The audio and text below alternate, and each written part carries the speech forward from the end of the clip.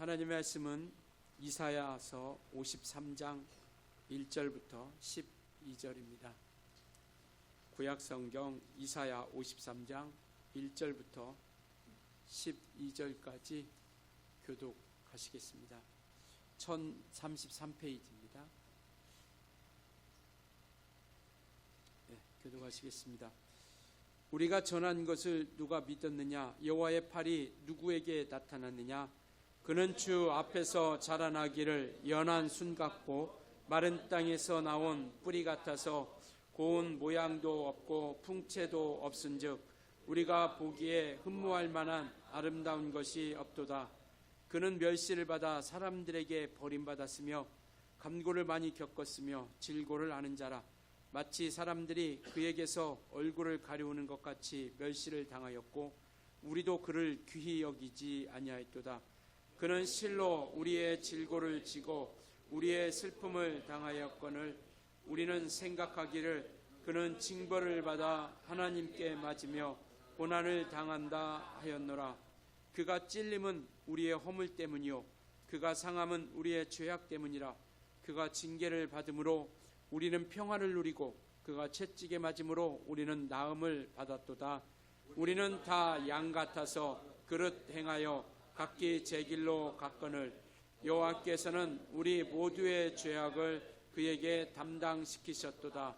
그가 곤욕을 당하여 괴로울 때도 그의 입을 열지 아니하였으며 마치 도수장으로 끌려가는 어린 양과 털 깎는 자 앞에서 잠잠한 양같이 그의 입을 열지 아니하였도다. 그는 곤욕과 신문을 당하고 끌려갔으나 그 세대 중에 누가 생각하기를 그가 살아있는 자들의 땅에서 끊어짐은 마땅히 형벌받을 내 백성의 허물 때문이라 하였으리요. 그는 강포를 행하지 아니하였고 그의 입에 거짓이 없었으나 그의 무덤이 악인들과 함께 있었으며 그가 죽은 후에 부자와 함께 있었도다. 여호와께서 그에게 상함을 받게 하시기를 원하사 질고를 당하게 하셨은즉 그의 영혼을 속건제물로 드리기에 이르면 그가 씨를 보게 되며 그의 날은 길 것이요 또 그의 손으로 여호와께서 기뻐하시는 뜻을 성취하리로다. 그가 자기 영혼의 수고한 것을 보고 만족하게 여길 것이라. 나의 의로운 종이 자기 지식으로 많은 사람을 의롭게 하며 또 그들의 죄악을 친히 담당하리로다. 그러므로 내가 그에게 존귀한 자와 함께 몫을 밝게 하며 강한 자와 함께 탈취한 것을 나누게 하리니 이는 그가 자기 영혼을 버려 사망에 이르게 하며 범죄자 중 하나로 헤아림을 받았음이니라. 그러나 그가 많은 사람의 죄를 담당하며 범죄자를 위하여 기도하였느니라. 고난의 종 예수 그리스도, 고난의 종 예수 그리스도라고 하는 제목을 가지고 이 시간 함께 은혜를 나누려고 합니다. 성경은 예수 그리스도에 대해서 말씀하고 있습니다. 그래서 예수께서도 이 땅에 오셔서 그 모든 성경이 나에 대해서 말씀하고 있다라고 이렇게 말씀을 하고 있죠. 성경이라고 하는 것은 많은 역사들이 있죠. 천지창조부터 마지막 요한계시록 심판의 때까지 많은 사건과 또 많은 능력, 많은 그러한 증거들이 있지만 그것을 우리가 한마디로 말씀하고 있는 것은 뭐냐면 바로 예수 그리스도에 대해서 말씀하고 있다라는 것이죠. 그래서 성경은 예수에 대해서 말씀하고 있는 책이다라는 것을 우리에게 나타내주고 있죠. 구약도 마찬가지죠. 물론 예수라고 하는 이름이 나와 있지 않지만 구약 성경도 그 예수를 향한 그 믿음, 예수를 향한 모습으로서 점점점 달려가고 있고 신약도 마찬가지고요. 율법이라고 하는 것도 바로 그 말씀 율법을 통해서 하나님께로 향하여 가는 그런 거룩한 안내자와 같은 그 길을 걷고 있는 것이죠. 시편도 마찬가지고요. 그래서 주님께서도 이렇게 말씀하고 있습니다. 요한복음 5장 29절에 39절에 보니까요. 이렇게 말씀하고 있습니다. 우리 한번 같이 읽을까요? 시작. 너희가 성경에서 영생을 얻는 줄 생각하고 성경을 연구하거니와 이 성경이 곧 내게 대하여 증언하는 것이니라. 주님께서 이 땅에 사역하실 때 제자들에게 이야기하는 겁니다. 성경이 무엇을 얘기하느냐? 영생에 대해서 말씀하고 있는데 이 성경은 누구에 관한 얘기냐? 바로 나에 대한 것을 이야기하고 있다라고 말씀하고 있고요. 누가복음 24장 또 44절에 보니까요, 주님께서 또 이렇게 말씀하고 있습니다. 같이 한번 읽겠습니다. 시작. 또 이르시되 내가 너희와 함께 있을 때에 너희에게 말한 바 곧 모세의 율법과 선지자의 글과 시편에 나를 가리켜 기록된 모든 것이 이루어져야 하리라 한 말이 이것이라 하시고, 그러니까 모세의 율법 또 선지자의 글, 시편, 이 모든 것들은 바로 예수 그리스도에 대해서 말씀을 하고 있다라고 이렇게 말씀을 하고 있습니다. 그래서 우리가 성경을 보면서 우리는 예수 그리스도를 발견할 수 있어야 된다라는 것이죠. 많은 것들이 역사가 있고 많은 것들이 보여주고 있지만 거기에서 우리가 예수를 발견하지 못한다라고 하면 우리 성경을 우리가 온전히 보지 못하게 되는 겁니다. 많은 내용들이 있어서 그것들을 우리가 아는 지식이 더해져 가고 또 그것들이 우리에게 또 많은 것들로 우리에게 나타난다 할지라도 그 성경에서 우리가 예수를 발견하지 못하면 우리는 온전한 믿음 가운데 서지 못하게 됩니다. 그래서 구약을 우리가 한마디로 이야기한다라고 하면 어떤 것을 말씀하고 있냐면 바로 예수께서 오실 것이다라는 것, 즉 메시아가 오실 것이다라고 이야기하고 있는 것이 바로 구약의 모든 성경들이 일관되게 이야기하고 있는 겁니다. 그러니까 수많은 메시아, 수많은 선지자들, 또 수많은 어떤 예언자들을 통해서 우리에게 보여주시고 나타내 주시고자 하는 것은 바로 예수를 발견하게 하려 함인 것이죠. 그래서 또 신약에 와서 신약이 한마디로 얘기한다면 바로 그 구약의 수많은 예언자들, 선지자들이 말씀했던 그분이 바로 이분이다. 바로 예수 그리스도 이분이 구약에 말씀했던 그 메시아 이분이다라고 하는 것을 우리에게 나타내 주고 있는 것이죠. 그래서 모든 성경들이 예수 그리스도를 향해서 가고 있다라는 것입니다. 구약 성경을 통해서 보면 예수 그리스도가 우리에게 확 와닿지 않죠. 희미하게 와닿습니다. 마치 지금 모든 카메라들이 다 자동이기 때문에 그렇진 않지만 수동을 보면 초점을 맞춰가면서 사진을 찍죠. 처음에는 잘 맞지 않고 흐릿하다가 그것을 돌려가면서 렌즈를 돌려가면서 초점을 맞춰가면 확연하게 그 사물이 보이게 되면 그때 사진을 찍는 것처럼 구약을 통해서 보면 예수 그리스도는 희미하게 보일 수밖에 없습니다.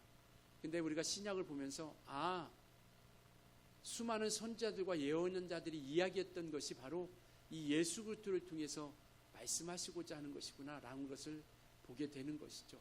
오늘 읽었던 이사야 선지자를 통해서 말씀하고 있는 이 이사야 책도 이 이사야 선지자가 이 책을 기록했던 활동했던 시기는 언제냐면 예수님께서 이 땅에 오시기 전 700년 전에 기록된 책입니다. 근데 우리가 익히 알고 또 우리가 들었던 많은 내용들이 오늘 53장에 나와 있는데요. 바로 우리가 예수 그리스도에 대해서 예표하고 있는 내용들입니다. 근데 그 내용을 이미 예수님께서 오시기 전에 700년 전에 이와 같이 메시아가 오시면 이와 같은 모습으로서 고난과 또 멸시와 이런 고통의 그런 모든 것들을 감당하실 분이라고 하는 것들을 이렇게 말씀을 하고 있습니다. 그래서 이와 같이 예수께서는 하나님의 뜻을 이루어 가시는 분으로서 그분의 영광을, 그리스도의 영광이 나타나고 또 하나님께서 우리 인생들을 향한 그러한 구원과 생명의 길에 서게 하려고 바로 마귀를 멸하려고 하는 그런 역사들을 이루어 가게 되는 것이죠. 그래서 멸망 가운데 있는 우리 인생들에게, 사망 가운데 있는 우리 인류에게 예수님께서 이 땅에 오셔서 그가 죽고 부활하심을 통해서 사망 권세를 깨뜨리시고 우리에게 영원한 생명의 길을 활짝 열어놓으신 것이죠. 우리는 이제 우리가 성경을 우리가 계속해서 창세기부터 살펴보고 있는데요. 우리가 성경을 여러 가지 많은 방향으로 우리가 볼 수 있습니다. 어떤 때는 성전을 통해서 우리가 성경 전체를 바라볼 수 있고요. 어떤 때는 또 하나님의 이름이라고 하는 관점을 통해서 우리가 이 모든 성경을 우리가 온전히 살펴볼 수 있습니다. 지금 우리는 구속사적 관점을 통해서 우리가 성경을 살펴보고 있습니다. 그래서 날마다 우리는 어떤 우리 인생들의 구원에 대한 초점을 가지고 우리가 성경을 보고 있어요. 그러니까 똑같은 성경을 통해서도 많은 다양한 방면으로 우리가 성경을 볼 수 있는데, 지금 우리가 구약부터 지금 창세기부터 계속 살펴보고 있는 그 내용에 우리가 성경의 관점은 구속사적, 그러니까 우리 인생들이 구원을 받는 그러한 역사의 모습으로서 우리가 살펴보고 있습니다.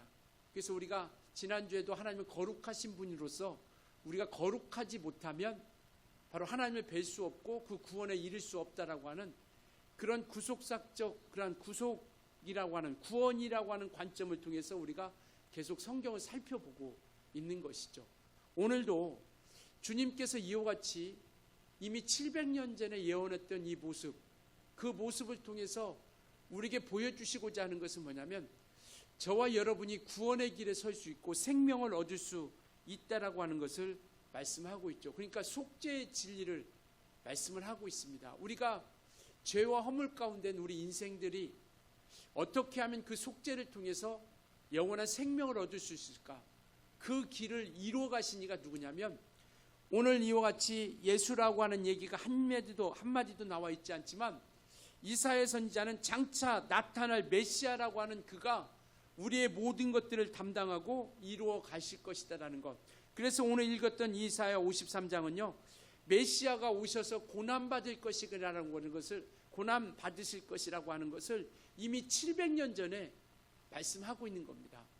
그가 침뱉음 당하고 질고를 당하고 그런 고난을 당하고 십자가에 죽으실 것이라고 하는 것을 700년 전에 이미 말씀을 하고 있는 거예요. 오늘날 예화가 좀 그렇긴 한데, 용하다고 하는 어떤 점쟁이 무당 이런 사람들, 어떤 사람들의 앞길에 대해서 어떻게 우연찮게 한두 가지만 맞춰도 정말 그 사람 용하다라고 이렇게 얘기합니다. 그런데 이 구약 성경에 나와 있는 그 모든 것들을 예수를 향해서 초점을 맞추고 있는 예언이 바로 몇 가지나 되냐면 32,500여 가지라고 하는 예언을 하고 있는 겁니다. 그러니까 그 모든 것 하나하나, 지금 많은 선지자들이 이렇게 예언하고 있는 그 모든 것들이 바로 32,500여 가지라고 하는 그러한 예언의 말씀을 통해서 우리에게 그 예수 그리스도의 초점을 향해서 보여주고 있는 것이죠. 그래서 오늘 이 말씀도 그렇게 예언한 것 중에 하나, 메시아가 이러한 모습을 가지고 오실 것이라고 하는 것, 한두 가지만 맞춰도 정말 대단하다고 생각할 텐데, 이와 같이 32,500여 가지라고 하는 그 예언을 통해서 그가 이루어져 간다는 것이 얼마나 이게 멋진 그리고 대단한 내용인 것입니까? 그래서 이와 같이 오늘도 그 모든 것 하나하나, 심지어는 예수께서 십자가에 못 박혀 죽으실 때 내가 목마르다 라고 하는 그 말 한마디도 그냥 우연히 한 것이 아니라, 하고 싶어서 한 것이 아니라 성경을 응하게 하였습니다라고 이렇게 말씀하고 있거든요.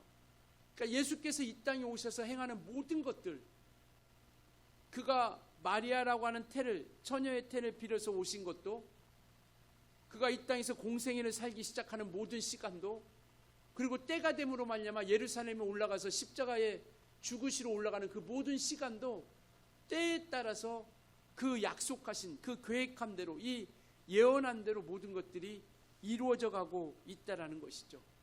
그래서 오늘 우리가 모셨던 그 메시아 예수 그리스도는요, 고난의 종으로 오실 것이라고 하는 것을 이미 700년 전에 예언하고 있습니다.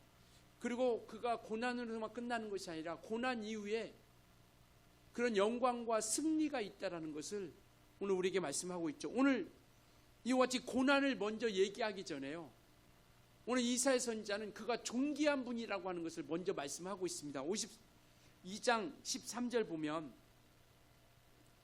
바로 그가 고난에 지고 그 모든 고통, 허물, 죄악을 담당할 그분은 어떤 분이시냐면 바로 존귀한 분이라고 하는 건 52장 13절 한번 같이 읽을까요? 52장 13절 같이 읽겠습니다. 시작. 보라 내 종이 형통하리니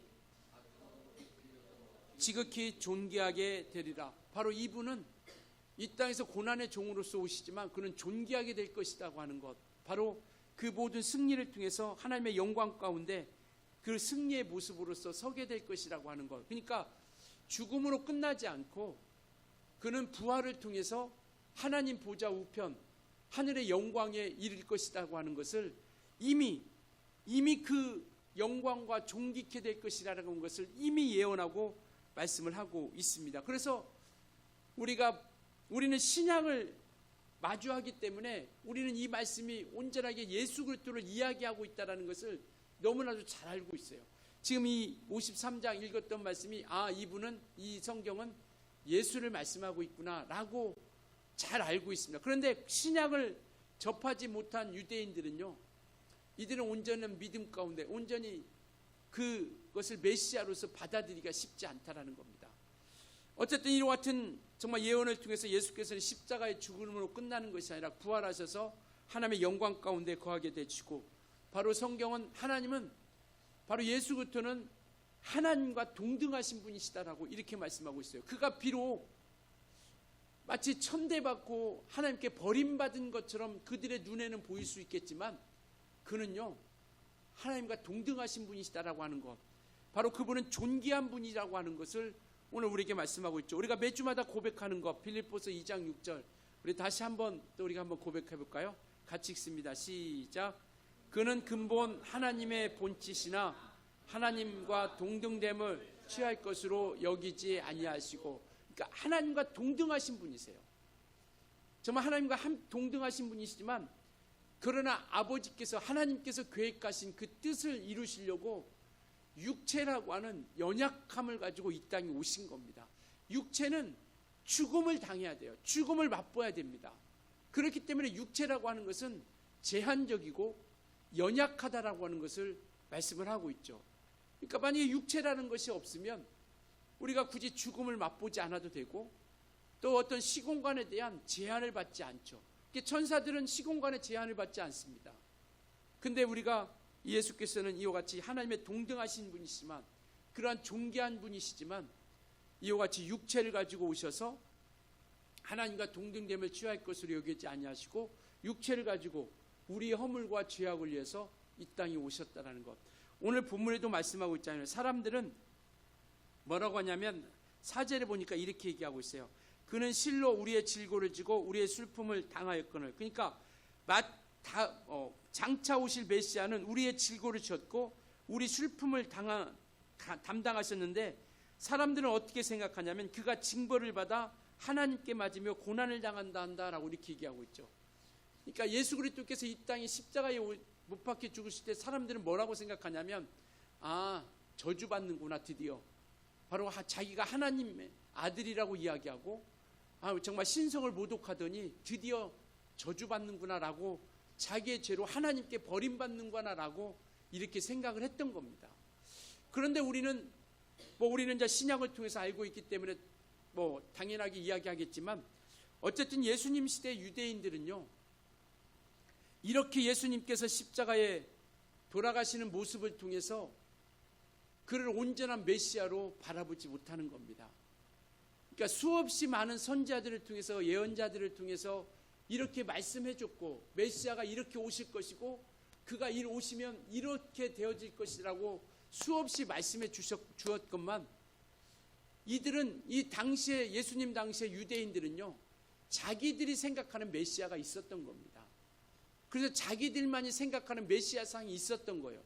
그래서 그 모습을 가지고, 자기들이 나름 가지고 있는 모습을 보고 예수 그리스도를 보니까 저는 우리의 메시아가 아니라고 여겼던 것이죠. 왜? 자기들이 생각할 때는 이제 메시아와 구원주가 마치 다윗 왕과 같은 그런 메시아가 오셔서, 당시에 이스라엘은 로마의 식민지로 있었습니다. 그렇기 때문에 이 로마를 멸망시키고 이스라엘을 해방시키고 구원해 주로 기대했던 거예요. 그래서 많은 사람들이 예수를 따랐던 겁니다. 이전에 다른 어떤 이들보다도 정말 귀신을 쫓고 병 고치고 죽은 자를 살려내고 이와 같은 구원주가 없다라는 거죠. 그래서 그들은 환영했던 거예요. 그래서 만약에 그것이 예루살렘으로 올라가는 우리가 모습을 보면 예수님께서 이제 나귀를 타고 예루살렘에 올라갈 때 사람들이 뭐라고 하냐면 호산나, 호산나 찬송하리로다. 왜? 이제 예루살렘에 올라가면 이스라엘의 수도잖아요. 이제 예루살렘에 올라가면 이제 이분이 이 로마를 정말 로마의 어떤 그 모든 군사들이 멸하고 로마를 멸하고 이제 이스라엘을 해방시켜 주실 것이라고 하는 그런 기대감을 가지고 간 겁니다. 근데 예수님의 생각은 다르죠.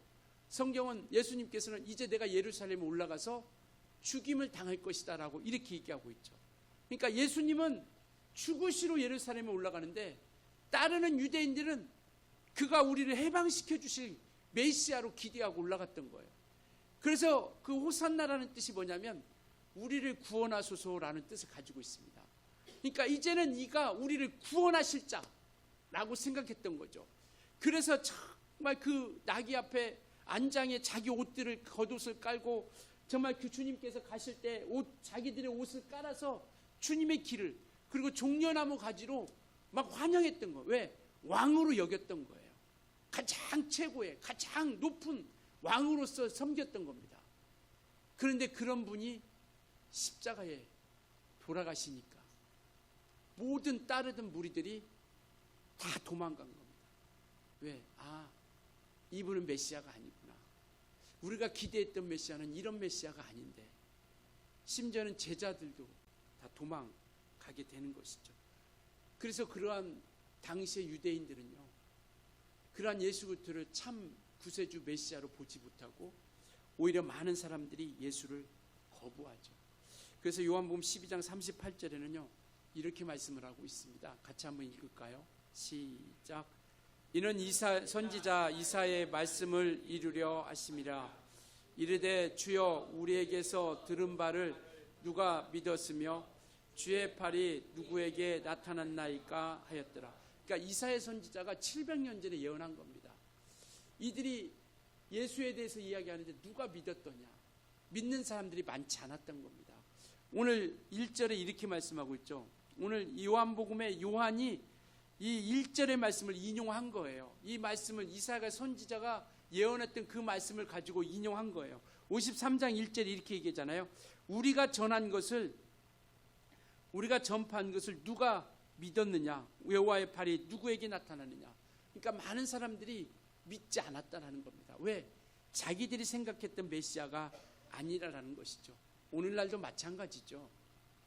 정말 당시에도 예수님 당시에도 헬라인들, 지식인들은요 오히려 예수께서 십자가에 못 박혀 죽으시니까 미련한 사람 취급하는 겁니다. 그래서 헬라인에게는 십자가의 도가 멸망하는 것이고 구원을 얻는 우리에게는 하나님의 능력이라고 말씀합니다. 오늘날도 마찬가지죠. 예수를 구세주로 바라보는 사람은 많지 않습니다. 왜? 어떻게 구세주가 십자가에 죽을 수 있겠느냐라는 것이죠. 만약에 메시아고 구세주면 그렇게 죽어서는 안 된다는 겁니다.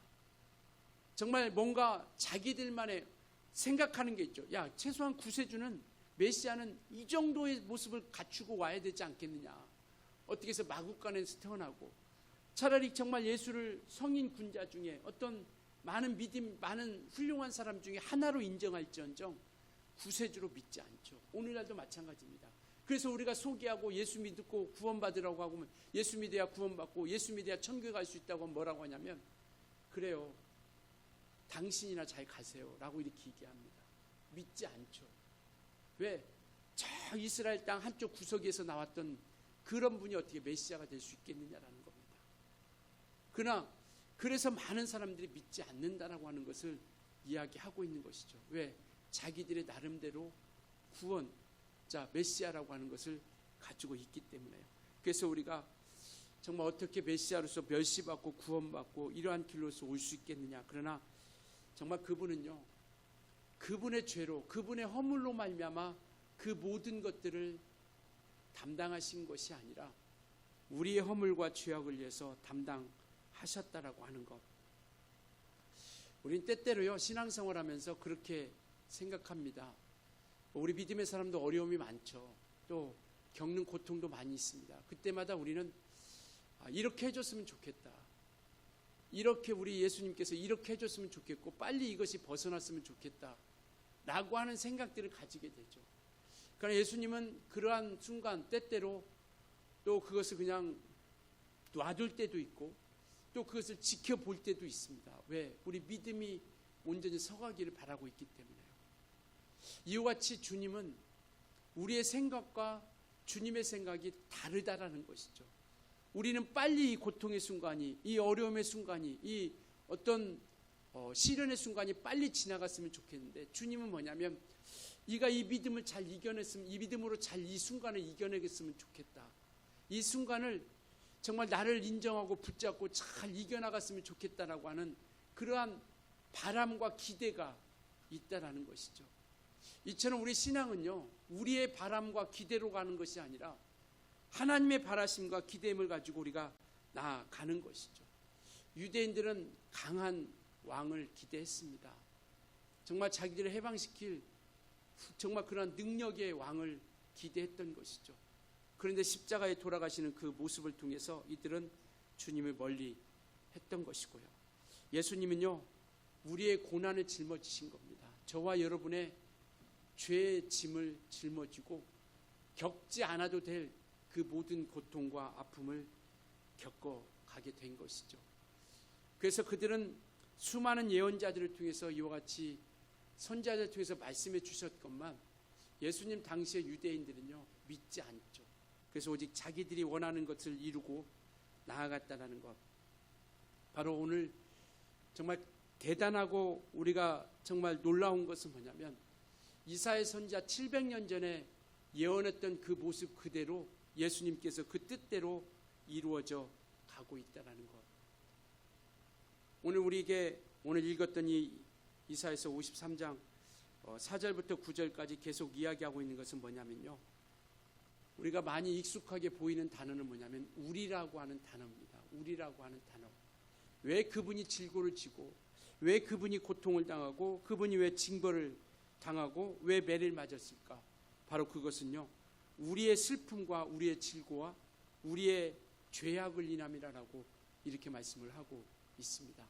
그래서 우리는요, 이와 같이 정결함과 깨끗함을 얻게 된 것이고요. 오늘 우리가 이와 같이 메시아의 고난은 메시아 자체, 그분이 뭔가 온전치 못하고 뭔가 그분이 잘못했기 때문에가 아니라, 그분이 힘이 없어서가 아니라, 많은 사람들은 그렇게 생각했을 겁니다.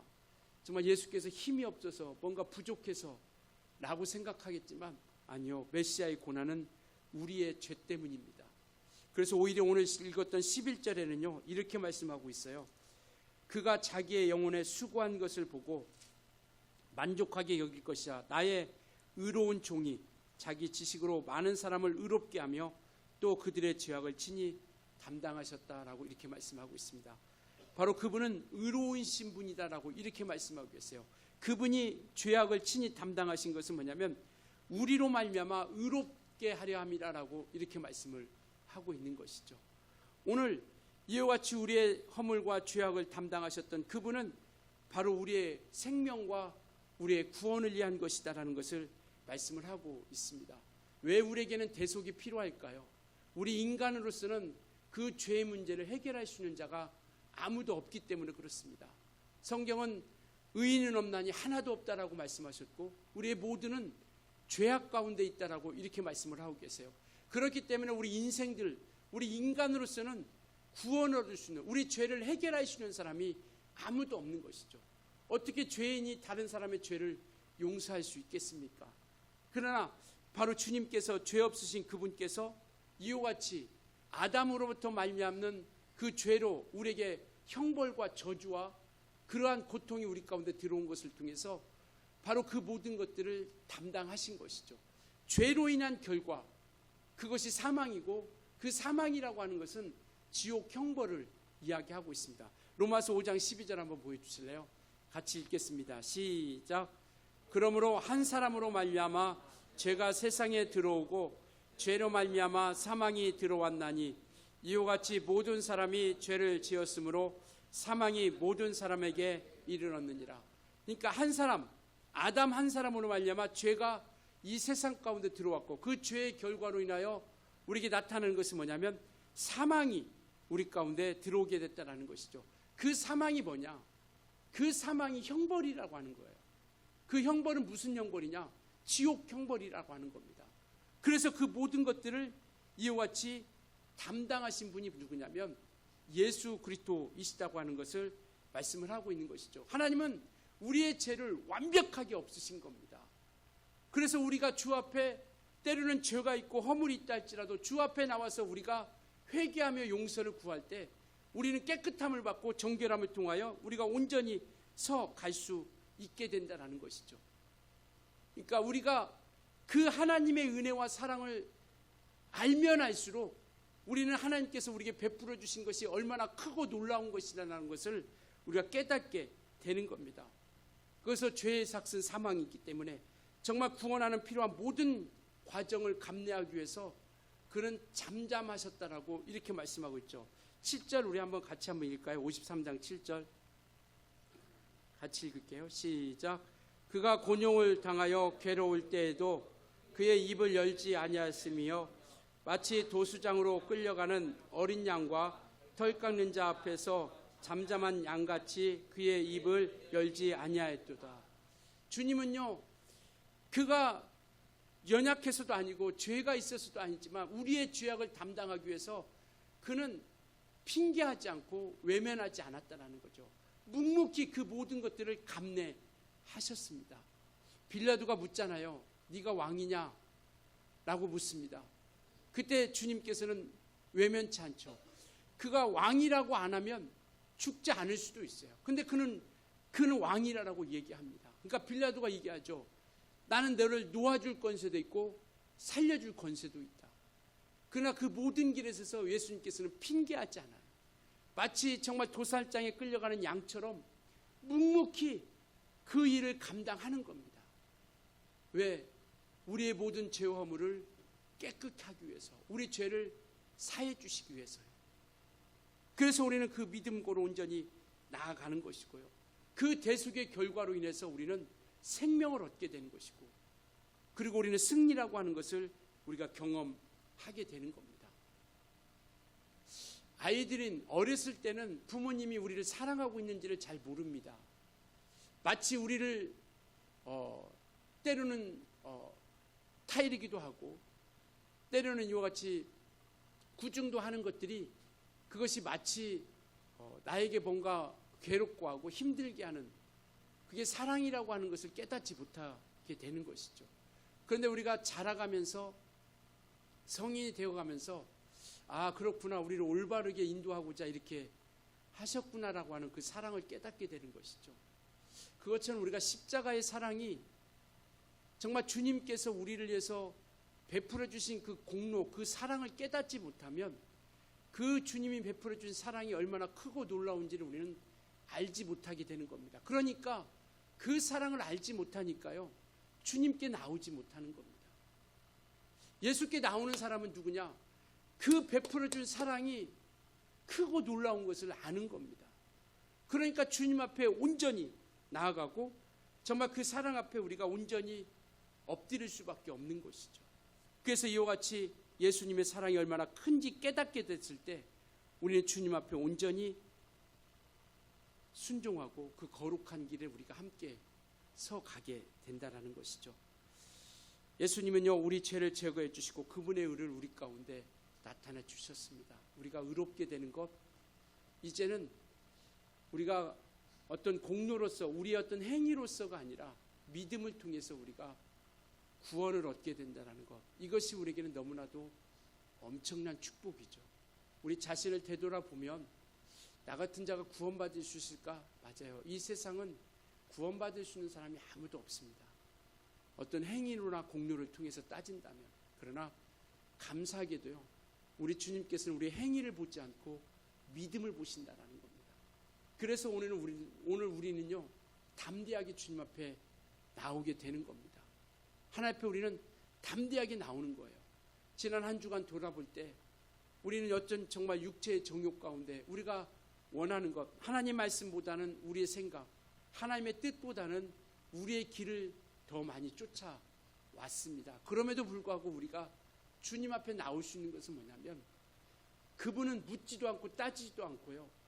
우리가 회개하고 죄를 자복하면 우리 죄를 용서해 주시는 분이세요. 믿으시나요? 그렇기 때문에 오늘 우리 시간 주님 앞에 담대하게 나오는 겁니다. 세상 사람들이 얘기하는 것처럼 철판 깔고 나오는 거예요. 왜? 어차피 나는 내 것 가지고는 안 되니까.